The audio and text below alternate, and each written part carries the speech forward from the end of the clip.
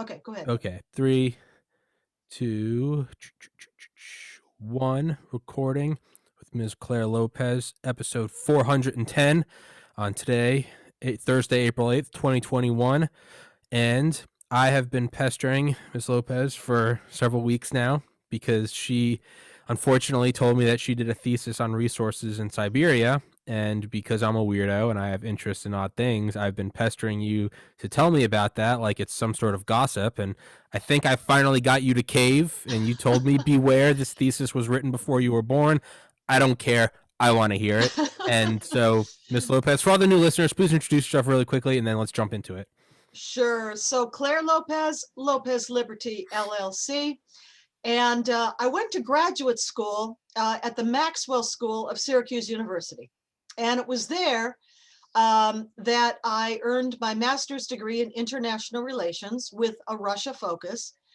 And my primary thesis advisor and professor for multiple courses was an expert on Russia, and in particular on Russia and its geography sort of writ large, meaning and including not just, the expanse of the territory and the rivers and the mountains and all of that, but the natural resources Mm-hmm. of Russia. Mm-hmm. And so I got fascinated by that, and in particular about the resources in Siberia, which, as people probably know, spans, I don't know how many time zones. I think it's probably about 10 time zones, Yeah. with only about 2 time zones far, to the west, nearest to Europe, where Moscow and some of the other big cities are. But the whole expanse from the Ural Mountains eastward is Siberia. And it's forbidding geography, forbidding topography, forbidding weather and climate. But it's chock full of all kinds of resources. And though that means mineral resources of all kinds, it means oil and gas, and it means other kinds of resources like timber and furs and other things. Mm-hmm. So this is what I wrote my thesis on way back when. And it was a fascinating study. Other colleagues of mine in the same program as me wrote also on Siberia. One of my friends, colleagues, wrote about the BAM, Baikal Amur mainline railroad that Okay. runs from the west all the way to Lake Baikal out Mm-hmm. The in deepest lake in Siberia. the world. Yeah. Um, and others wrote on related topics for their papers and theses. Mm-hmm. Well, so yeah, I mean, this is a place that is forbidding, but at the same time rich, and so it's man against nature, I guess. Mm-hmm. How to get the oil and the gas out of tundra, Mm-hmm. permafrost, Yeah. which for 10 months out of the year is frozen rock hard. And then for a bare 2 months out of the year, perhaps, it turns into pure slush, mud. How do you work in conditions like that? How do you manage vehicles when the cold is so bitter? Tens and tens of degrees below zero is normal. How do you keep machinery running in that kind of environment? How do you keep wheels from just cracking up and exploding in the Yeah. cold? Yeah. How do you keep vehicles from sinking into the mud and the slush when the permafrost melts? And how do you then keep from inflicting permanent environmental damage on that land, that surface area, when you're taking your tracked or your wheeled vehicles across it in such conditions? So all kinds of things played into it. Fascinating, of course. And I mean, a tribute to the Russian people who live and work there all the way out east, to Vladivostok, the eastern and Kamchatka Peninsula and so Mhm. forth of Russia. Um, the other grimmer aspect of this is that, of course, Siberia is the place where, from the Tsars to Lenin and Stalin and the Soviet communists established the gulags. Mhm. And of course, we read about this, especially Alexander Solzhenitsyn, the Gulag Mhm. Archipelago, um, and other writing. This is the grimmer side of Siberia: penal Yeah. camps, Yeah. labor camps, forced labor camps. Yeah. So all of that, played into my master's study and thesis. Yeah, it's I was gonna say one, I wanna get him on my uncle Bob, who's like a fish and game expert up in New Hampshire, but he did security for an oil company up in Alaska, and it's like this huge multi-billion dollar conglomerate, and then they hire like, down to earth Bob, and he was up there with a rifle looking at the perimeter for bears to make sure it's Hmm. just this odd, but I just finished a book. Richard Rhodes, the guy who wrote "Making of the Atomic Bomb," he has another book called Energy, and it's all about like from like timber in like 1700s Britain to present day, like pushing the edge of fusion research.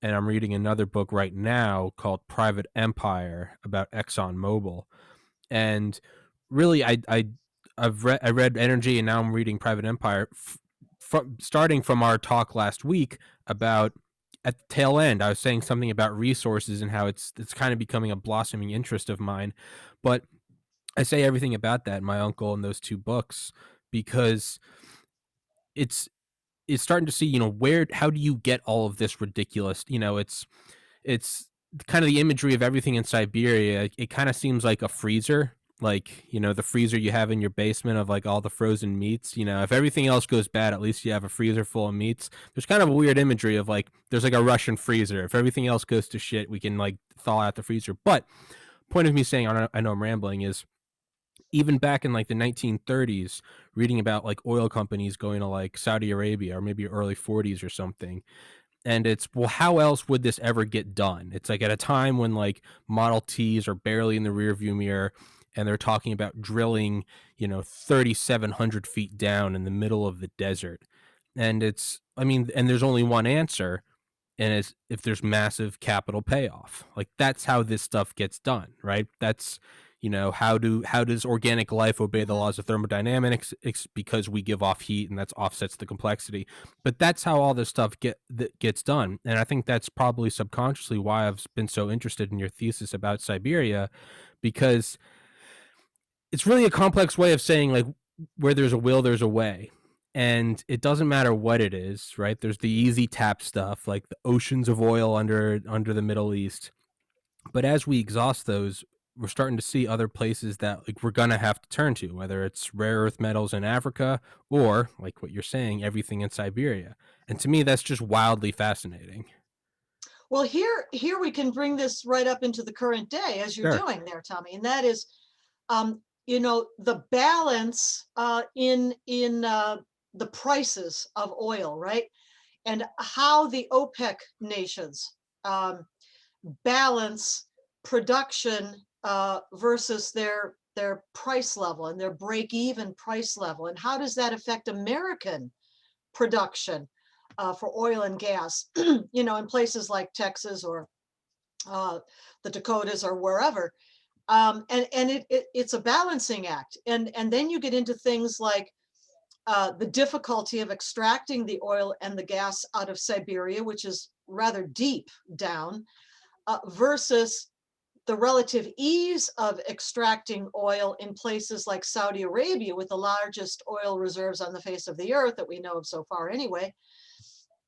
Much less expensive to get it out of the ground for Saudis, and therefore their break-even point is a it's a much lower number then the break-even point for the Russians, who have to expend so much more money and resources to get the oil out.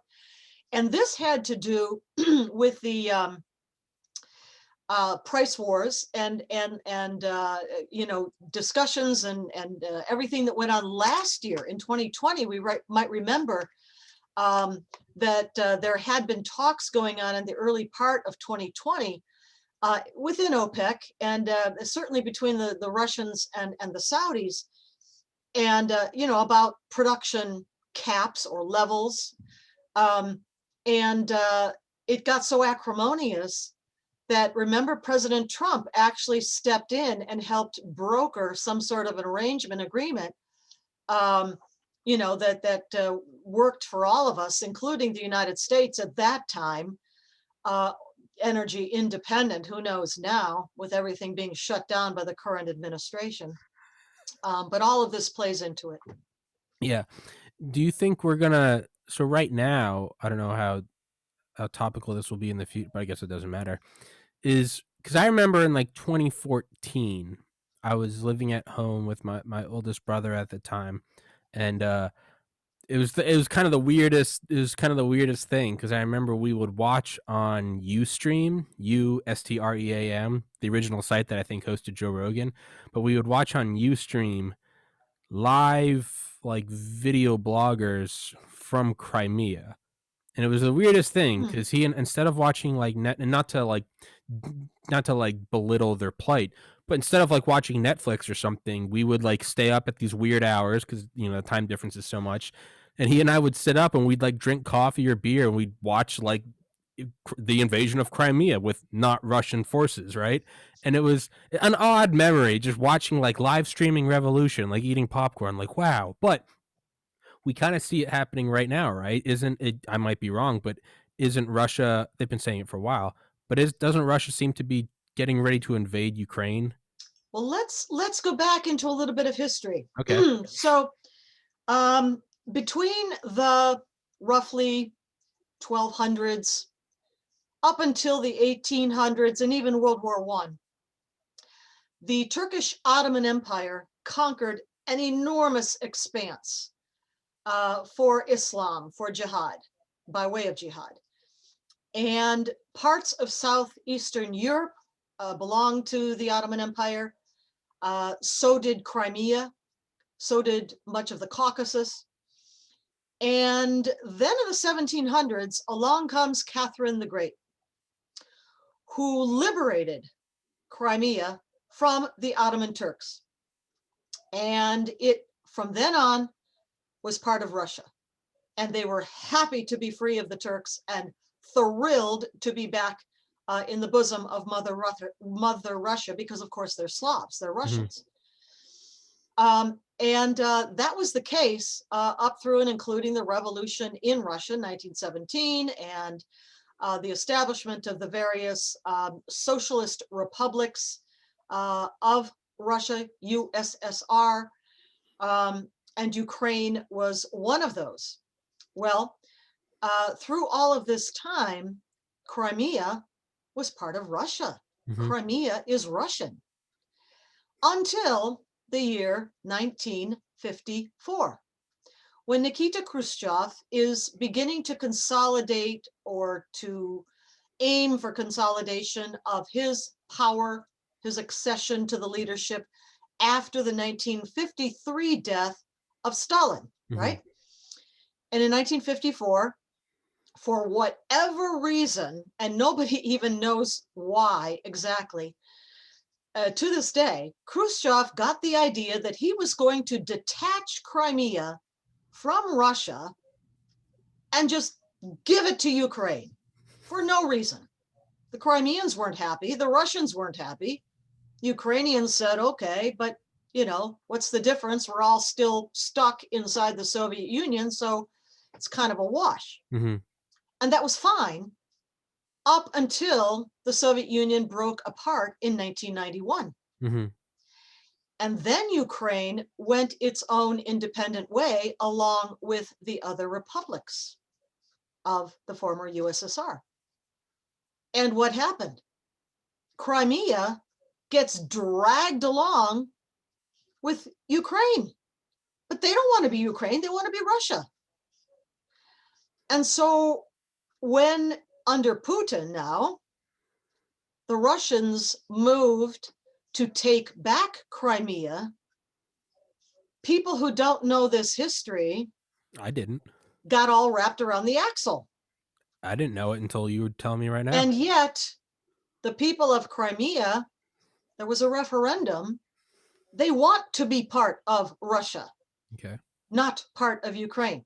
Now, I draw a line, okay? And that line has to do with Russian aggression against Ukraine proper and the eastern part of Ukraine, the region that's called the Donbass. Mm-hmm. That's another story. That's aggression.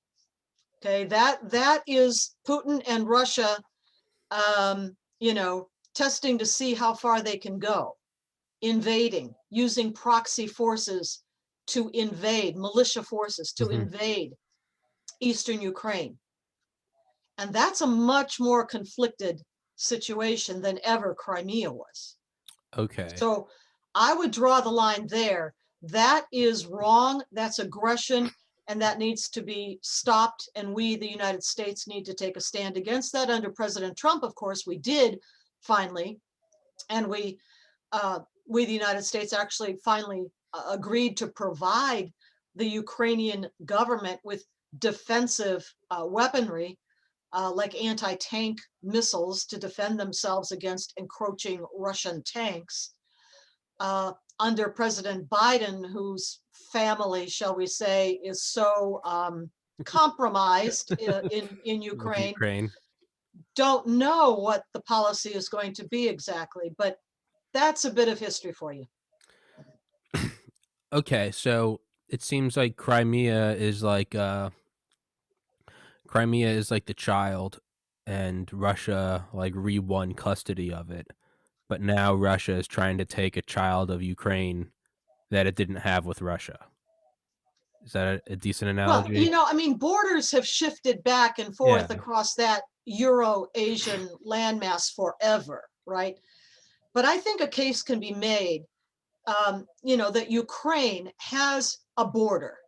It has, a land border with Russia, and that needs to be respected. I do separate Crimea away. We could also get into all kinds of things going on in the Black Sea and encroachment by Russian naval vessels and so forth. What's happening there? On Ukrainian waters, fishing, naval, all of that. Okay, that's in the Black Sea. But on the land, I do draw the line with Ukraine's land borders, with Russia. That is Ukraine, and has been for a very long time. Despite, yes, the borders have shifted back and forth, certainly World War II, during, before, after. But that is where we need to hold the line. Along the same, lines as the Transnistria, Romania and Moldova. There are other land borders like that where Russia is pushing, in the Caucasus, Abkhazia, and around up there with Ossetia and Georgia, and the different Caucasus republics. This is Moscow pushing to see how far it can go. Yeah, I completely forgot about Georgia. Actually, I vaguely remember it when I was living in the state of Georgia. But yeah, it kind of seems like a pattern, right? They go mess with Georgia, and then they kind of lay low for a couple of years. Crimea, lay low a couple of years. Now it's Donbass. And are we coming up on, if you could loosely draw an analogy to the Berlin airlift, where the Soviets drew the line and said, we're cutting off here. Let's see if America will play their hand and they'll use nuclear weapons. And then we kind of skirted around it with the round-the-clock air bridge, and that was like the first bullet dodged of the Cold War, right? The first time it could have come to blows, and instead we both juked each other. The next one will Well, I probably be. don't see US or Western or NATO forces becoming directly involved in Ukraine versus Russia. Ukraine is not a member of NATO. Um, but nevertheless, I mean, there are lines that can be drawn. Again, providing Ukraine with defensive assistance, for example, sanctions against Putin, against Russia. That's been done under the Trump administration. Those kinds of things. But I don't see Western forces becoming themselves directly involved. No. What I meant was it's similar in the way that, are we seeing kind of like, is, the lines in the sand, is it being crossed? I know they're not part of NATO, but in general, it's, they're seeing how far they can go. So, if they take Crimea, well, then I'm sure there's someone there that's using the example you cited, and it was like they always wanted to be part of Russia, and it's like, okay. Well, now if they're looking at Donbass, or it's like they're pushing that, at a certain point, I would imagine they have to look at, like, where are we going to draw the line? Because if they push that, they're going to keep pushing it. Kind of like, is China going to take Taiwan? Are they going to invade Hong Kong? Like, they already kind of are. What I mean is, where is the line going to be drawn? Are we going to see a resurrecting of the whole domino theory from the 60s and 70s? Or are we just, I don't know, have we kind of lost the teeth? Are we just going to keep drawing a line and then going, There's a lot of questions with our current administration, which is, generally viewed by friends, adversaries alike as a pile of limp spaghetti. So, every rogue on the face of the earth is pushing to see what the limits are, or if there even are going to be any limits. So what do we think? Are we going to see? Is Putin going to try to put back together some form of the Soviet Union? Do you No, think? no, not like that. You don't think so? He's pushing at the edges, right? Ukraine is the edges, and Ukraine has always been for Russia, going back centuries, kind of its strategic depth. I don't know if you know what the word Ukraine actually means. In Ukrainian or in Russian, which are very close, but they're different, they're distinct but close, Slavic languages, Ukraine is actually two words, Ukraina. U means at, Kraina means the farthest out border. So at the farthest border is the name of the country of Ukraine. Well, of what is it the farthest border? Of Muscovy, Yeah. of the Duchy of Muscovy, of, the empire as it was built, Peter and Catherine and so forth. So Ukraine has always been this kind of farthest out buffer zone, strategic depth, if you will, for Moscow. But nevertheless, never mind, it is an independent country and it is recognized as such, and we need to recognize and defend it as such as well. And I don't mean with military forces on the ground or in the air, but I mean with every other measure that we can muster. There's this BBC video where it's like a faux BBC video. It was like an art project someone did or something years ago, but it's how would World War III kind of look in real time, like not from like a general's view, not like how would you and I see it just on the news.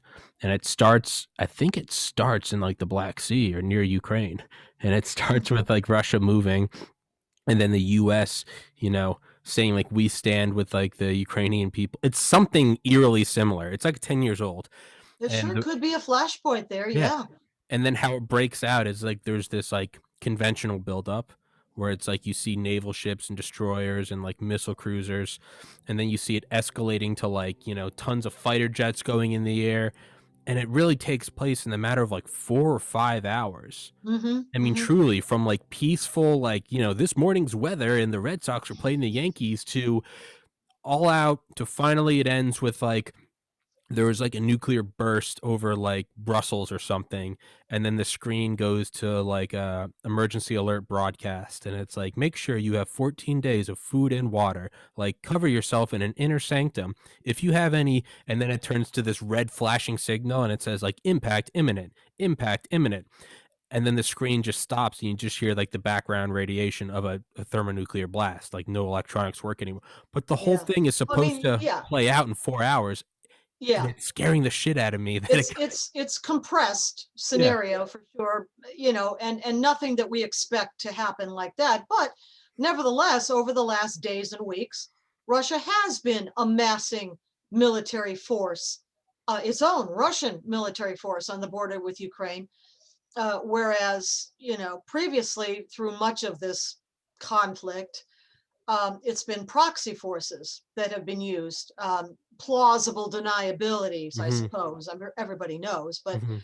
um, now it's actual Russian forces in a kind of a show of force.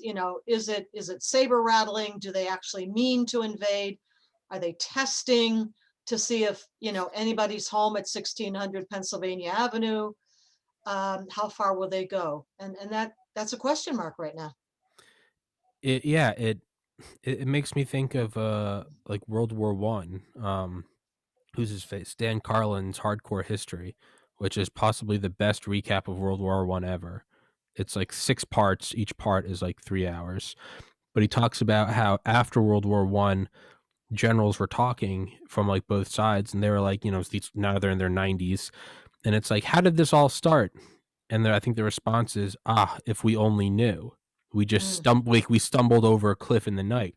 Kennedy apparently quoted those generals in October 62, saying, "I don't want in some distant future in some nuclear bunker the survivors of humanity to look back at October 62 and say, how did it all happen?" And to say, "Ah, if we only knew." But it paints this picture of, it's not always this, black and white. Hitler invaded Poland. Oh no, they're burning Jews and they bombed Pearl Harbor. And it's like, I know that's a gross simplification, but it's pretty like defined as like, all right, well, they're blowing up our oil tankers off our coast with U-boats. It's time to go to war.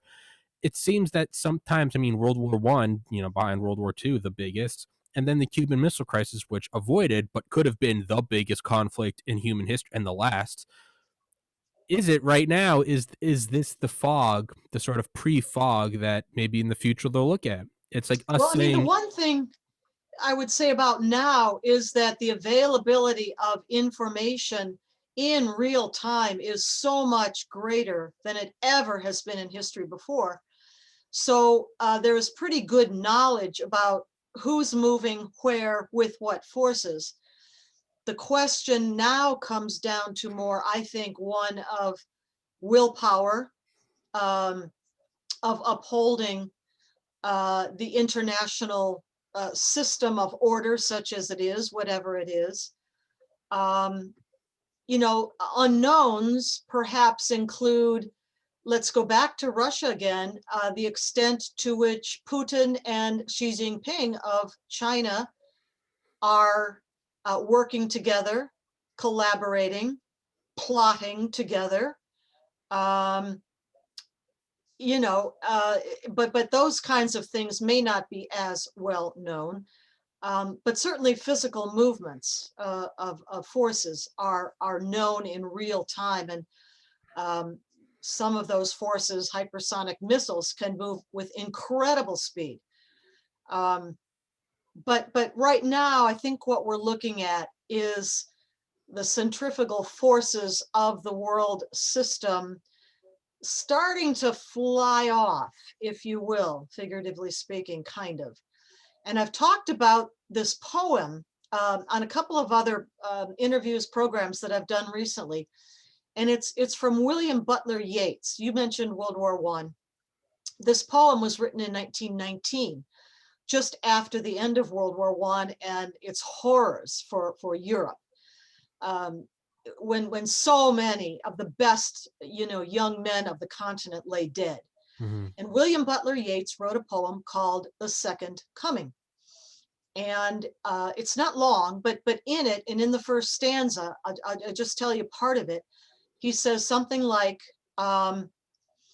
things fall apart, the center cannot hold, the blood-dim tide is loosed, and everywhere the ceremony of innocence is drowned.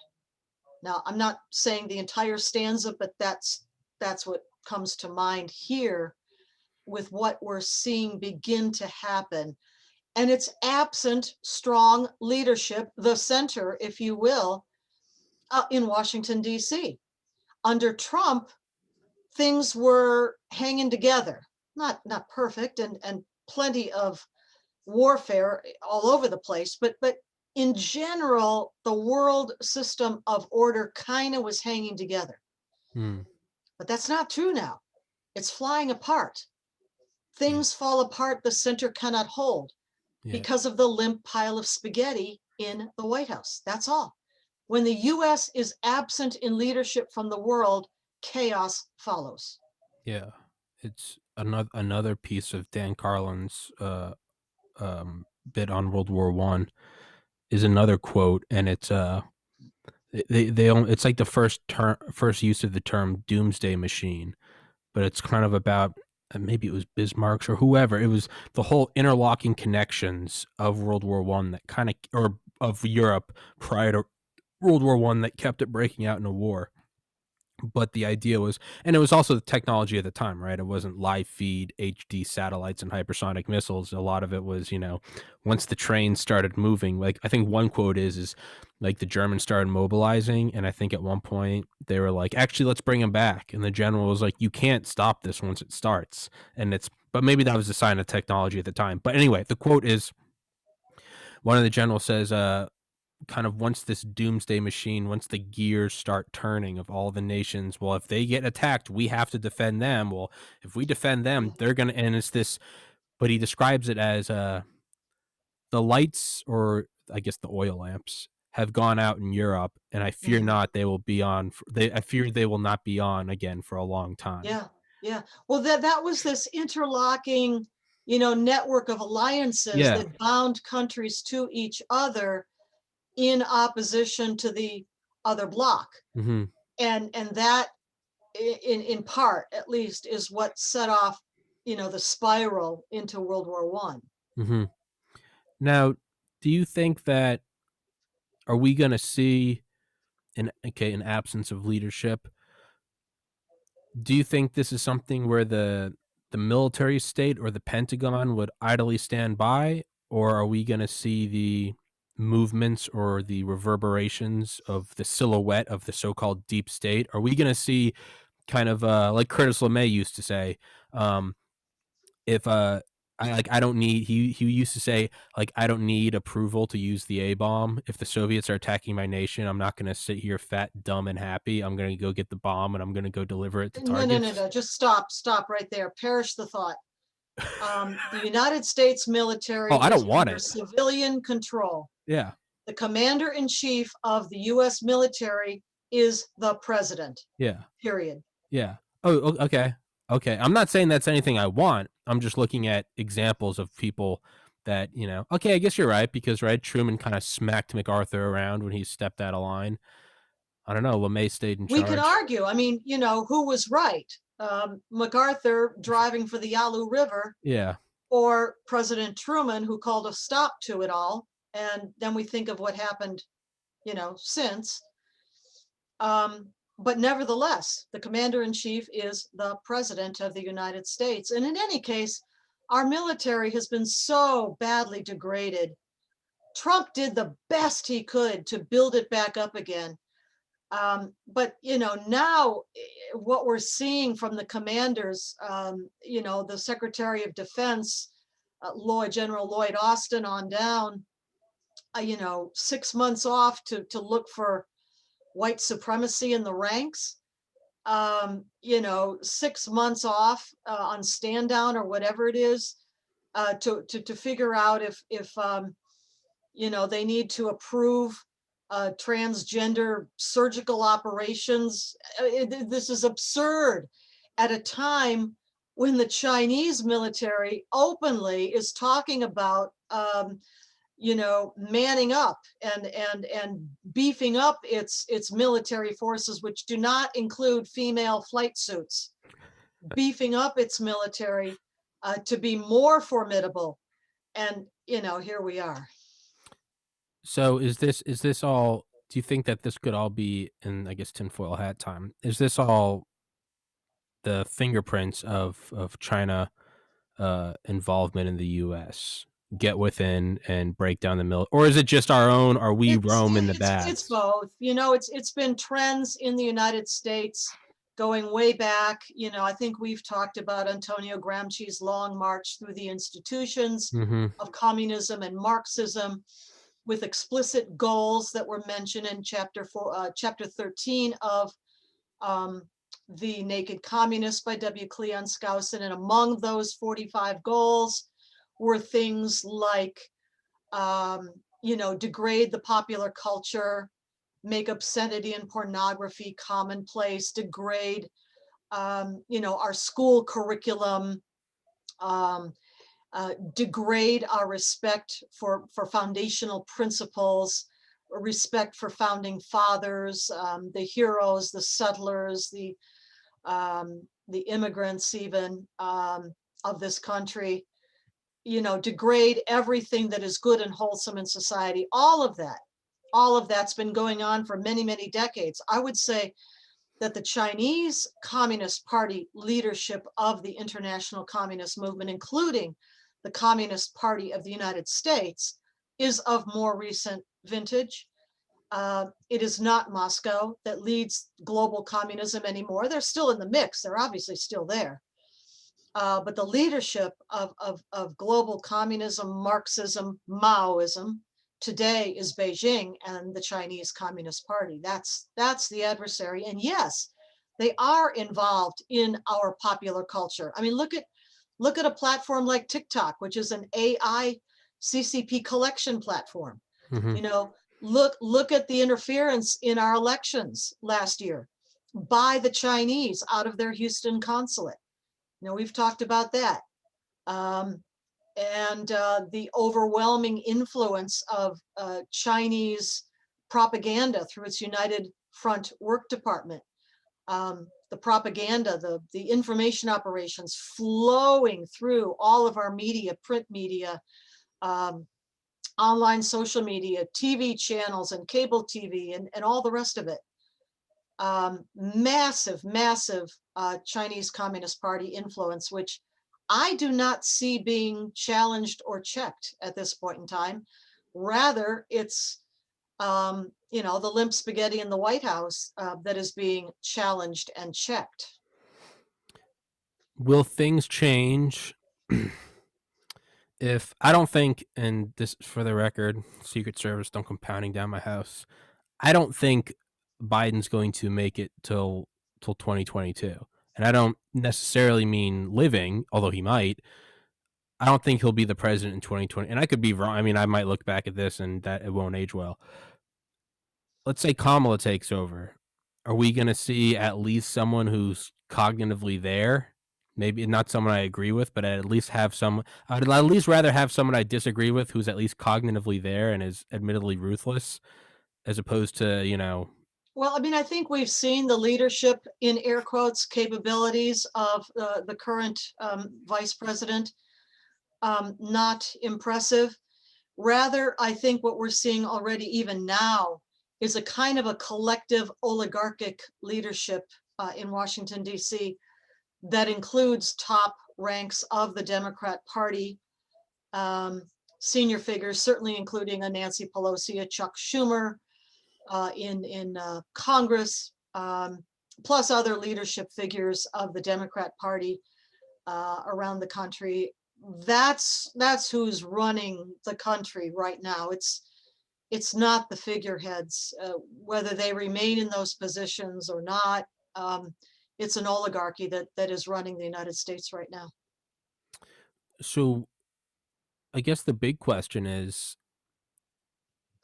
does China have a superior system? And I don't mean that, let's full disclaimer, I don't mean that I approve of it. I don't approve of the work camps or the detentions or the concentration camps of Uyghurs and Christians or the mass censorship. But from a truly just detached, ruthless, psychopathic standpoint, like reading about ExxonMobil, like nature selects for psychopaths.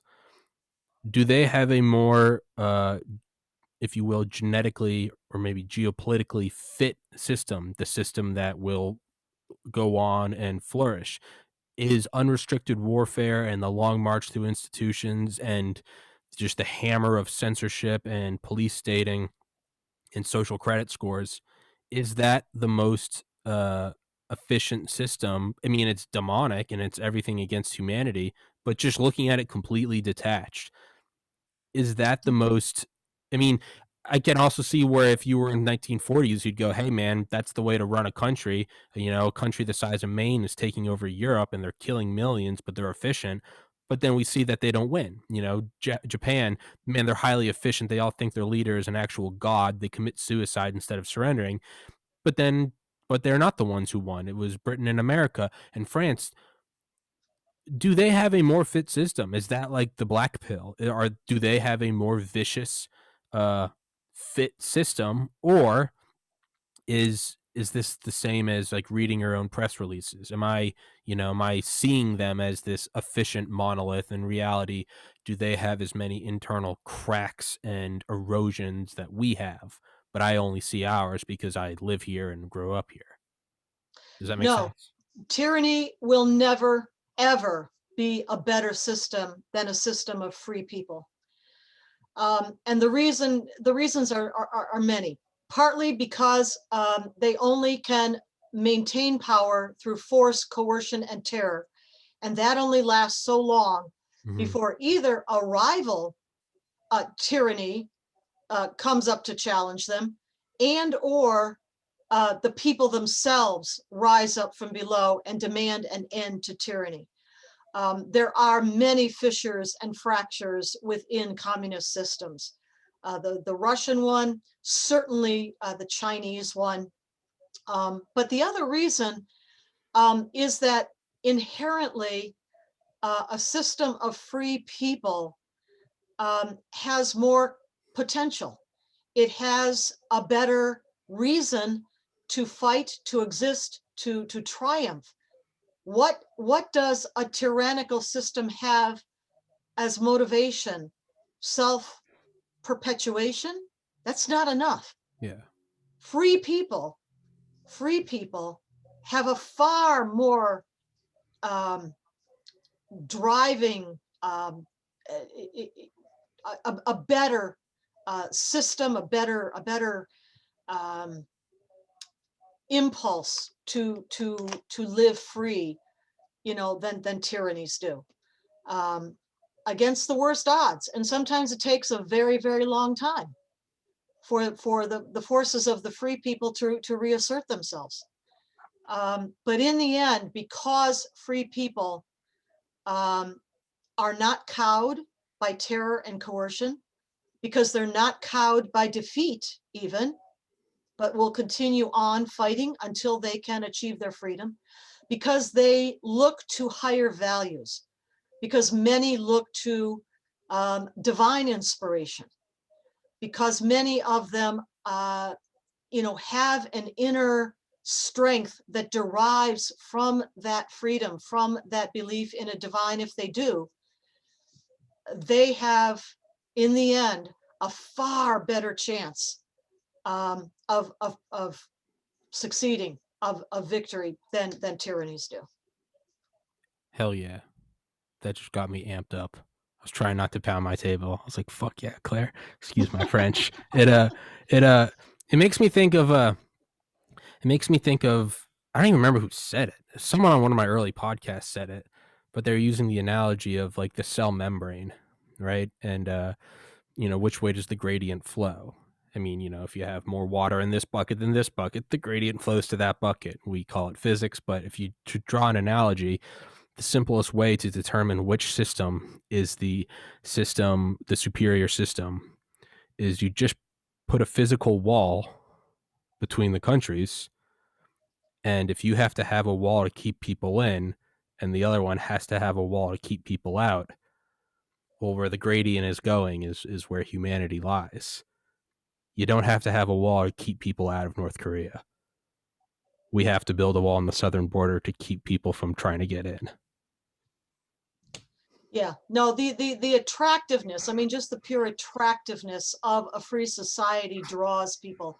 There is something in human nature. Yes, many people, too many, are willing to be sheep and lemmings going, crashing off the cliff.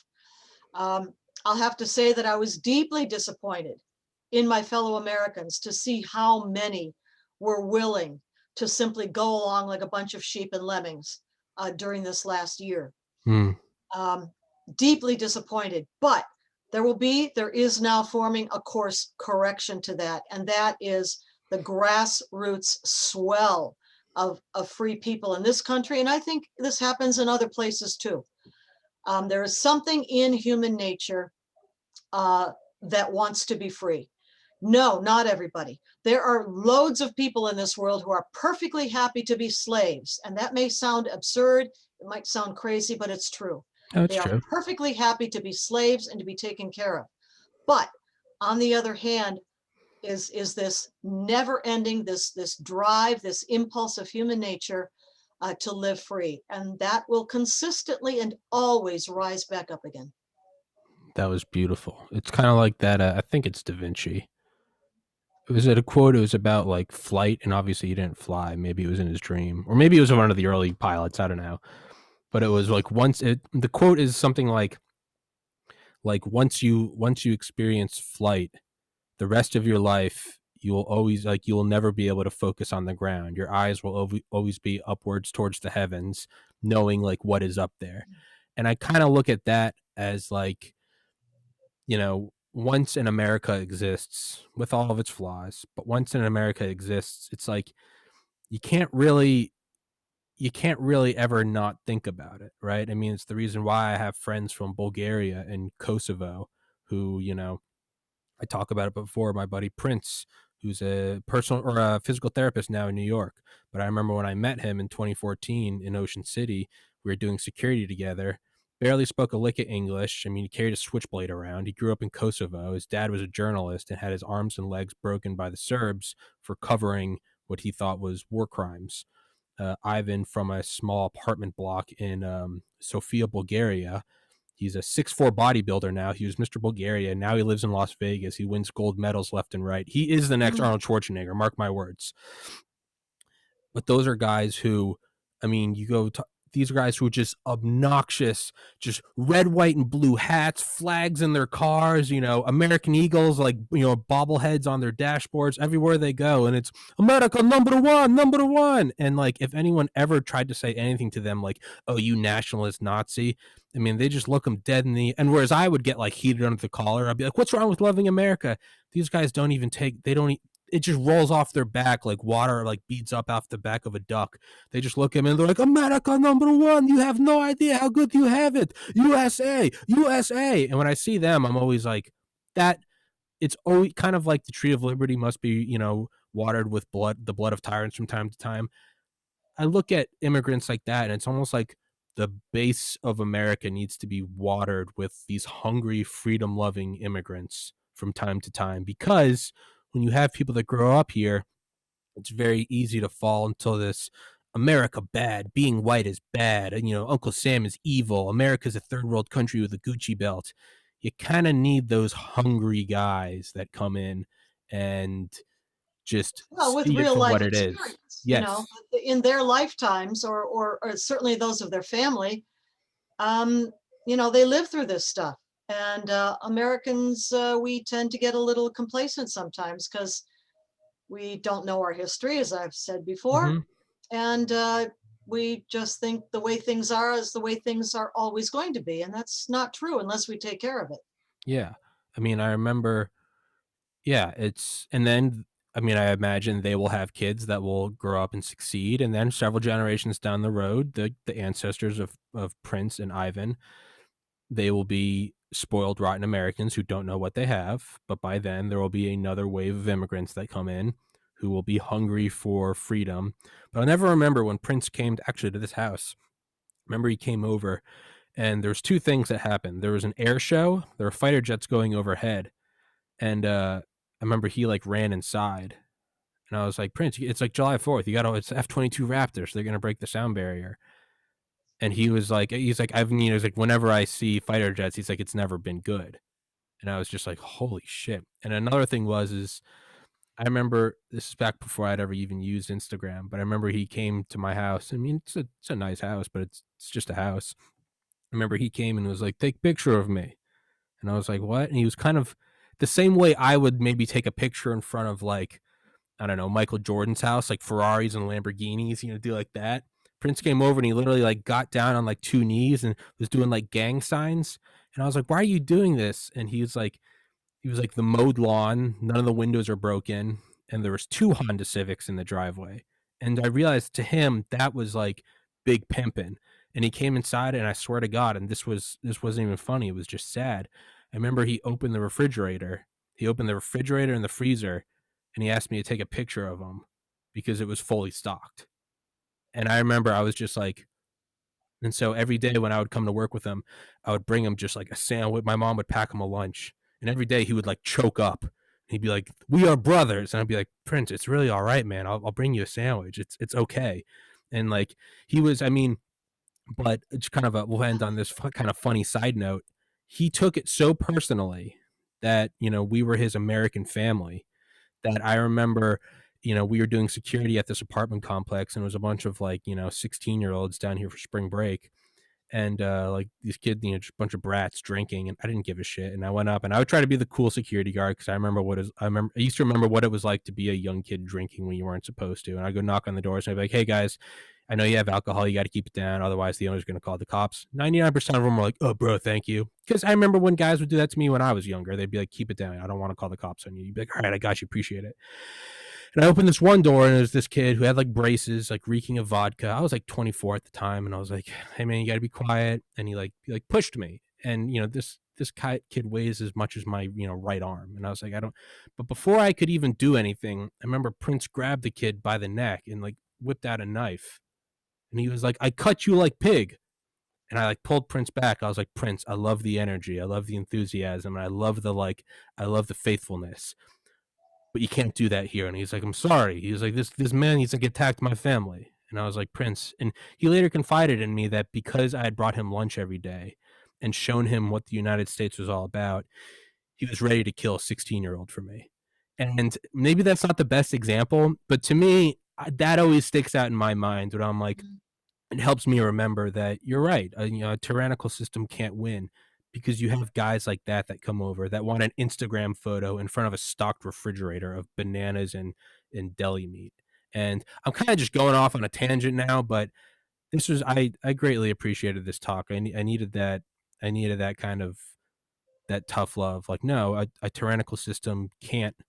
It can exist for a while. It can be, and it can be a dark period. But yeah, how can it go on? For what? Self-perpetuation? For what purpose? Yeah. There has to be a place of freedom. So I know I've been ranting for the last 5 minutes, but thank you very much, Claire. I needed that. I needed that refresher. Yeah, no, I really believe all of this, and those are great examples. I think your audience will appreciate hearing about them. Yeah, I need to get both of those guys on here, because they're I've been trying to get them on, but now Prince now lives in Manhattan. He's a physical therapist, and he speaks perfect English, and it's just like, what I mean, he is. If someone drew up that character and said this is the American dream, whoever was in charge of PR would say, no, this is too cheesy. You got to water it down a little bit. But that's who this guy is. Yeah. So now Yeah, I'm getting there are all many jacked people up like on. this. Now I'm Many. getting all jacked up. So I don't know. I gotta go for a run now. I gotta let off some steam. Okay. Claire All right. Lopez, Sounds as good. always, thank you so much for being on here. You're a great American, and I'm so appreciative of you being on here. Thank you so much. Thank you for having me. Of course. All right, Claire. Take care. Bless.